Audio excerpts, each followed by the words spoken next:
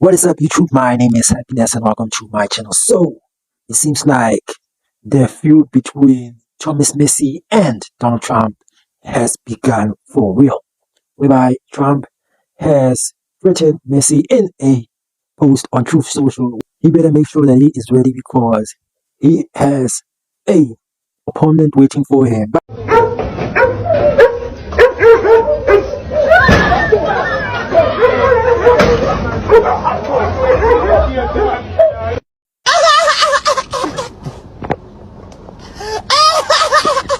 I think that Thomas is gonna win because the guy is so intelligent. I mean, like, he's the one who has the best advice in terms of. I feel that a leader should be a leader like Thomas Massie. This is what happens when you have a quantity of something and then you add more to it. This is dilution. The principle is so simple that a child can understand, but the principle is called dilution. And when you print $5 trillion and you put it into the economy, you have diluted the value of the money. So for instance, if you had a minimum wage at some amount and somebody was making minimum wage and they were still making minimum wage after this money was printed, they actually are making considerably less in terms of real dollars. It's dilution. What? What? Are you still a no? Is there anything? They convinced me in there. I'm a no. Is there anything? Look what, let me, their own numbers. If the Republican plan passes under the rosiest assumptions, which aren't even true, we're going to add $328 billion to the deficit this year. We're going to add $295 billion to the deficit the year after that, and $242 billion to the deficit after that. Damn! Under the rosiest assumptions. Why would I vote for that? Everybody but me has an AIPAC person. Like, I came into Congress 13 years ago with the stated intention of being the leading defender of Israel in the United States. And I've worked every day to do that. I don't see a lawmaker's job as defending the interests of a foreign government, period. Okay. Any government, including the ones that my ancestors come from. You asked me why I'm obsessed with Israel. Yep. 3 minutes after telling me that when you first ran for Congress, you elucidated one of your main goals, which is to defend Israel. Yes. And I'm the one who's obsessed with Israel. You want to count how many questions you asked about? What about the Jews? What about Israel? What about AIPAC? I never asked about the Jews. This has nothing to do with the Jews, whatever that means. This has to do with a foreign government. And once again, shame on you for conflating the two. Kneel before Israel. Oh, I thought it was America first. You are an anti-Semite. My fellow Americans, are you okay with that? Are you okay with a lobbying group representing the best interests of a foreign government telling you you need to bust your ass every day, work a job that you likely hate, and have a portion of your earnings taken from you by our federal government and funneled to the Israeli government? In the ever-shifting landscape of American politics, few battles are as emblematic of the internal struggles within the Republican Party as the unfolding clash between President Donald Trump and Kentucky Congressional Thomas Massie. Say it. What are you going to tell the fiscal hawks who want to delay? I'm a fiscal hawk. They don't think this cuts not spending. I'm a bigger fiscal hawk. There's nobody like me as a fiscal hawk. Thomas Massie said that has more deficit than Biden did, and this bill kind of... Because we have to fix the country. Do you think that Thomas Massie is correct in saying that this is adding Biden? No, I don't think Thomas Massie understands government. I think he's a grandstander, frankly. He'll probably vote. We don't even talk to him much. I think he should be voted out of office. And I just don't think he understands government. If you ask him a couple of questions, he never gives you an answer. He just says, I'm a no. He thinks he's going to get publicity. And you have that. You have that. They've got some too. Go ahead. Mr. President. Long known for his libertarian principles and contrarian stance on many issues, Massie has increasingly found himself at odds with Trump and his allies, culminating in a full-scale effort by the president to remove the congressman from office. The conflict came to a head in 2025 after Massie co-authored a war power resolution aimed at restricting the president's authority to engage in military action against Iran without congressional approval. You think that the president is making a choice here, or is he trying to have it both ways? Both saying, I'm going to please the hawks of the party by bombing, but then I'm going to say I want a peace deal and make the isolationists happy by saying, you know, I'm not committing to anything more than one and done. Well, I'll concede this. It was a good week for the neocons in the military-industrial complex who want war all the time. I wouldn't call my side of the MAGA base isolationists. We are exhausted. We are tired from all of these wars, and we're non-interventionists. I mean, this was one of the promises. I mean, are you going to call President Trump's campaign an isolationist campaign?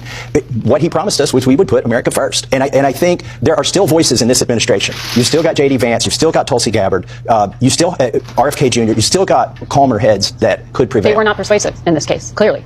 Well, somebody was persuasive. AIPAC is very persuasive. For instance, the Israeli lobby in Congress. If you look at my colleagues' feeds now, they all look the same. They're all tweeting the same message that we've got to support Israel and we've got to do this. My question is, does 3 bombings and we're done with Iran's nuclear ambitions? Is that the 2 weeks to slow the spread of 2025? Is this we were told 2 weeks to slow the spread then. Now we're told it's just going to take 3 bombings. But what happens when Israel gets bombed again? Is Trump going to sit by and say no? We're not going to further engage in this war? I tried to get answers from the secretary on that question. But when you say the pro-Israel lobby, AIPAC, do you see a difference between Israel's interests and American interests? Absolutely. Yeah. I mean, look, Iran, the reality is they don't have a missile that can reach the United States. They're not near to getting a missile that can reach the United States. I think this, what has happened, what has transpired this week has been planned for months. This administration and maybe even the administration prior to that said, you go in and soften them up, take out their air defense capabilities, and then we'll send in the big bombers. While the measure was rooted in constitutional conservatism, a hallmark of Massie's political identity, it was seen by Trump and his loyalties as a direct challenge to the MAGA movement and an unacceptable act of defiance. Trump responded with his signature ferocity, branding Massie grandstander, a disaster for America, and comparing him to political piranha Liz Cheney. In a post on Truth Social platform, Trump vowed to lead the charge and defeat Massie in the next Republican primary. What makes this conflict particularly significant is the scale and organization behind Trump's campaign to unseat a sitting Republican lawmaker. And that is that 3 bombings to neutralize Iran may turn out to be the 2025 version of 2 weeks to slow the spread. This could turn into a protracted, prolonged engagement, and I'm here to represent the base of the MAGA party that got Trump elected. Most of us were tired of the wars in the Middle East and Eastern Europe, and we were promised that we wouldn't be engaging in another one. Yet here we see this happening, and there's the president and the administration say, oh, we're done. We've had our little bombing and now this is over. But what happens if this drags on between Israel and Tel Aviv gets pummeled by Iran? Is President Trump going to say we're going to sit by and not do anything in that instance? I'm leery of this given everything that's happened before. A newly formed super PAC, Kentucky MAGA, has been established with a sole purpose of finding the supporting a primary challenger to Massie's major Trump allied organization, including the Republican Jewish Coalition, are reportedly involved in coordinating fundraising and endorsements. This effort represents one of the most direct and deliberate inter-party challenge Trump has ever launched, underscoring both the president's endorsing influence and the ideology rigidity now expecting within the MAGA wing of the GOP.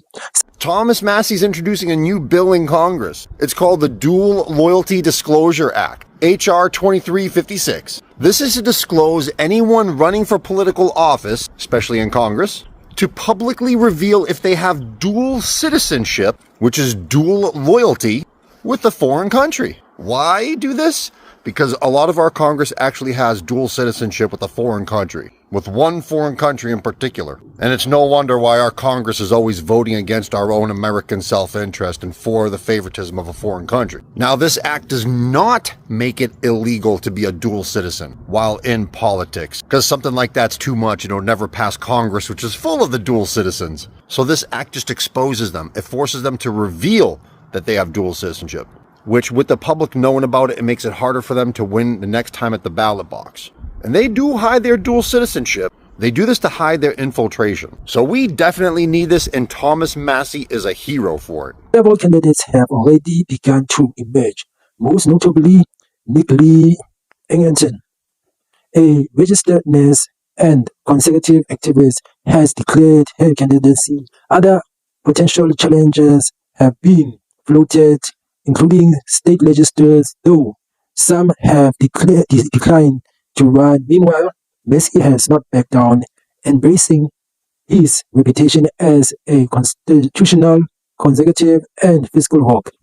He has doubled down on his independent vote record and pointed to his consistent grassroots support. Far from retreating, Massie's campaign has seen a fundraising boom, amassing over 1.2 million in recent months, likely aided by the national attention brought on the Trump attacks.